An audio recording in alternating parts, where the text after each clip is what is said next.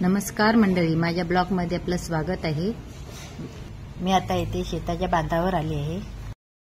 करपाची स्थिती एवढी पावसामुळे नुकसान झाले, कोण सरकारी कर्मचारी येऊन लक्ष देत नाही, कोण काय करत नाही, काय शेतकऱ्यांनी करायचं। आणि असं भात सगळं सडलंय, कुसलंय होय। आणि अजून याच्यामध्ये पाणीच आहे, चिखल आहे, सगळा चिखल आहे। हे बघ कसं नाव दूर झाले, डुकराने वाट लावली आहे, डुकरांनी कोण लक्ष देत नाही, काय करायचं शेतकऱ्यांनी करायचं काय। हे आता मी दुसऱ्या शेतामध्ये आले, तर ह्या दादांचं पण शेतकऱ्यांचं नुकसान खूप झालंय। हे बघा, सगळं भाताचा नाश झालाय, हवेनी पाऊस पडल्यामुळे नाश झाले ते पडलेलं भात। आणि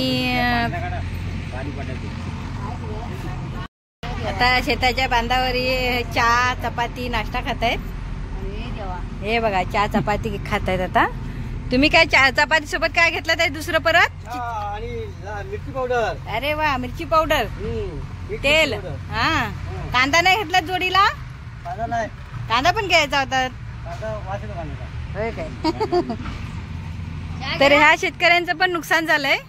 मी इकडे आले की शेतकरी मात्र एवढं आहे त्यांच्यात की ते जे खातात किंवा चहा वगैरे पिला की चहा घ्या खा वगैरे बोलत असतात। पण बघा, काबाड कष्ट एवढं करतात, पण त्यांच्या पदरी काहीच नाही। हे बघा, आता भात कापताना का हा केवढा चिखल आहे, पाणी आहे, आणि भात खाली पडलंय, ते आता नाश होणार सगळं भाताचं। तर याच्यावर त्यांना भरपाई मिळावी। काय बोलताय, बोला तुम्ही। भरपाई मिळाली पाहिजे। कोकणात हे अशी नुकसानी होते, पण काय सरकार लक्ष देत नाही असे बोलतायत शेतकरी।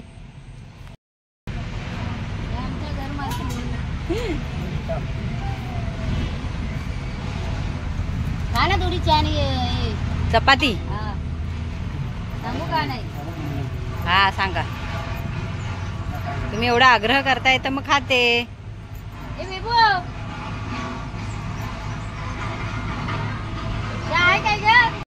आता हे शेतकरी दादा चटणी आणि चपाती मला देत आहेत खायला, तर मी आता घेते खायला न्यायरीला सकाळच्या।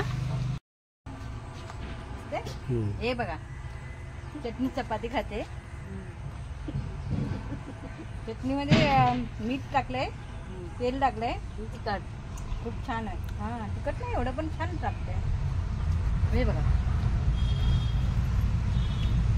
ज्यांना कुणाला पाहिजे त्यांनी इथं शेताच्या बांधावर येऊन खा। भात पिकत नाही म्हणून चपाती खातोय। आता गव्हर्नमेंटचे गहू खातोय, भात पिकत नाही ना। भाताची अशी जर भाता नुकसान व्हायला लागली तर शेतकरी काय खायचं? चपातीच खायची। भारी बोलतात दादा।